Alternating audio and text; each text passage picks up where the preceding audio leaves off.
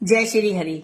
भीष्म पंचक व्रत जब किया जाता है तो ये व्रत 5 दिनों तक चलता है और इन 5 दिनों में कार्तिक स्नान का भी बड़ा महत्व है, क्योंकि ये व्रत कार्तिक मास के आखिरी 5 दिनों में रखा जाता है और इस व्रत को पंचभिखु के नाम से भी जाना जाता है। इसे पंचभिखु की व्रत भी बोला जाता है और इसमें पंचभिखु की कहानी भी सुनी जाती है। क्या है वो कहानी, चलिए जानते हैं। बहुत पुरानी बात है। एक बहुत ही सुंदर गांव था। वहां एक साहूकार अपने बच्चों के साथ रहता था। उसका एक बेटा था और बहू भी थी। बहू जो है बड़ी ही धार्मिक प्रवृत्ति की थी।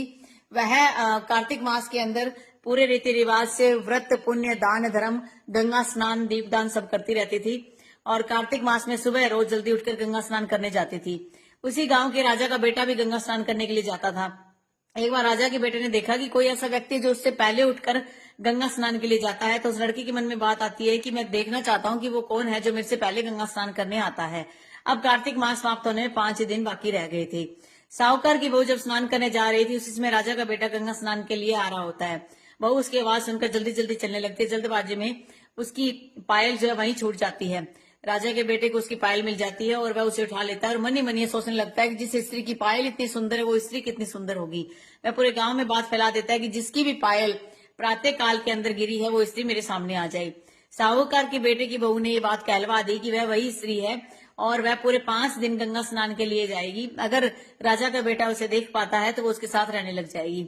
राजा के बेटे ने उस स्त्री से मिलने के लिए तोते को भी पिंजरे में बंद करके गंगा के किनारे रख दिया ताकि जब वह स्त्री आए तोता उसे बता दे। साहूकार की बहू सुबह के समय गंगा स्नान करने के लिए वहां आती है। भगवान से प्रार्थना करती है कि भगवान उसके सतीत्व की लाज रखे और राजा का बेटा किसी भी कंडीशन में उठ ना पाए और वह गंगा स्नान करके वहां से चली जाए। भगवान उसकी बात स्वीकार करते हैं। राजा का बेटा सोता रह जाता है।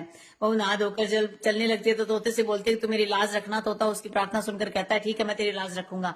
राजा का बेटा उठता है। वहां किसी को न पाकर तोते से पूछते है क्या वो स्त्री आई थी। तोता कह देता है कि नहीं आई। अगले दिन राजा के बेटे ने सोचा कि आज मैं किसी भी हाल में नहीं सोऊंगा और वह अपनी उंगली को काट लेता है कि दर्द से उसे नींद नहीं आएगी।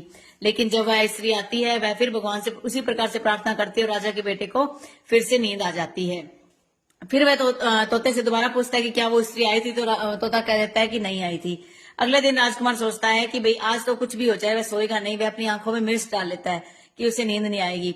वह आंखों में मिर्च डाल के बैठ जाता है। स्त्री फिर आती है, भगवान से प्रार्थना करती है।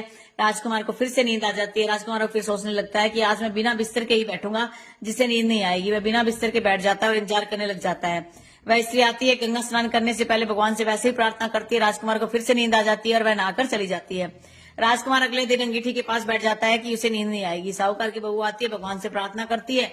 भगवान जो है उसके अस्तित्व की लाज रखते हैं और 5वां दिन भी बीत जाता है और वह अपना गंगा स्नान पूरा कर लेती है। और जब भगवान ने उसकी बात रखी तो उस टाइम सामान्य सी बात थी कि राजकुमार को नींद तो आनी ही थी। साहूकार की बहू जब जो है नहाकर जाने लगती है तोते से बोली इसे कहना कि मैंने 5 दिन पूरे कर लिए, मेरी मोजरी मुझे भिजवा दे।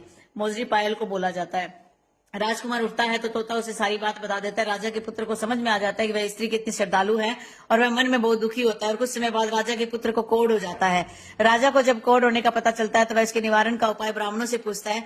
ब्राह्मण कहते हैं कि साहूकार की पुत्र वधु को अपनी बहन बना ले और उसके नहाए हुए पानी से स्नान करे, तभी उसका कोढ़ ठीक हो जाएगा।